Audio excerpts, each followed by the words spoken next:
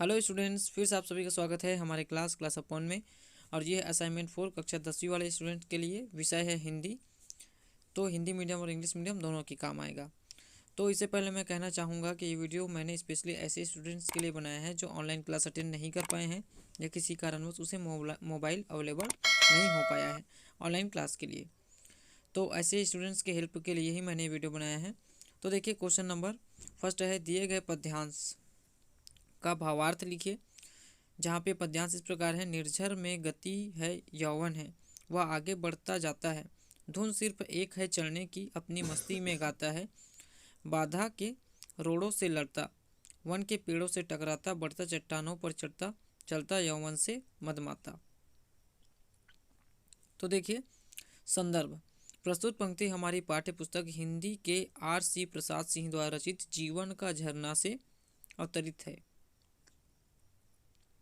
प्रसंग, जीवन में यौवन किस प्रकार बढ़ता है उसकी तुलना झरनों के माध्यम से करते हुए कवि ने वर्णन किया है। व्याख्या, कवि कहते हैं कि झरनों में वह गति है, यौवन है। झरने जब यौवन रूप में मदमस्त होकर आगे बढ़ते हैं तो सिर्फ एक ही आवाज़ कलकल की ध्वनि करते हुए अपनी मस्ती से गाता हुआ आगे बढ़ता जाता है। उसके सामने कई प्रकार के अवरोध पैदा होते हैं, जैसे कि बड़े बड़े चट्टानें टकराती हैं, वनों में बड़े बड़े पेड़ों से वो टकराता है और अपने यौवन के साथ मदमस्त होकर वो पथ पर अग्रसर आगे बढ़ता रहता है, रुकता नहीं है। तो इसका अर्थ ये हो जाएगा। फिर है क्वेश्चन नंबर 2, तानाशाही क्या है, तानाशाह की जीवन शैली कैसी होती है। अपने विचार 3 बिंदुओं पर लिखिए। तानाशाही जो अपने ही बात पर अड़िग हो, वह किसी दूसरे की बात ना समझे, जो अपने ही आपको सर्वश्रेष्ठ समझता हो, तानाशाह की जीवन शैली में रहता है। वह सभी बातों को सत्य साबित कर लोगों को, यानी कि अपनी बातों को हमेशा वो सत्य साबित करता है और लोगों को उसके अनुरूप मानने के लिए बाध्य कर देता है, और ना माने तो उसे दंड देता है। जिस प्रकार रावण हिरण्यकश्यप तानाशाह शासक था, उसमें बहुत घमंड था, अपनी प्रजा से सारे नियम कानून पालन करवाता था, चाहे वह सच हो या झूठ, नहीं मानने पर उसको दंड देता था। तानाशाह शासक बिना सोचे समझे गलत कार्यों को भी करने के लिए बाध्य करता था, जिससे उसका पाप बढ़ता जाता था और एक दिन पाप का घड़ा भरने पर वह फूटकर मृत्यु को प्राप्त कर जाता है। सी कुमार किसान से मजदूर कैसे बन गया। सी कुमार किसान था, परंतु वह छत्तीसगढ़ में जारी सामाजिक कुरीति मर्याभात मृत्यु भोज का शिकार हो जाता है।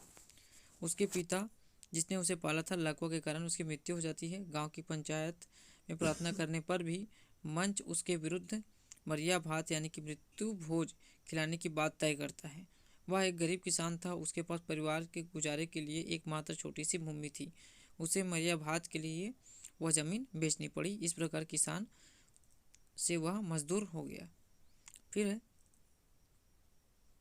कोठी में धान छलक जाए, ये जिंदगी फिर चमक जाए।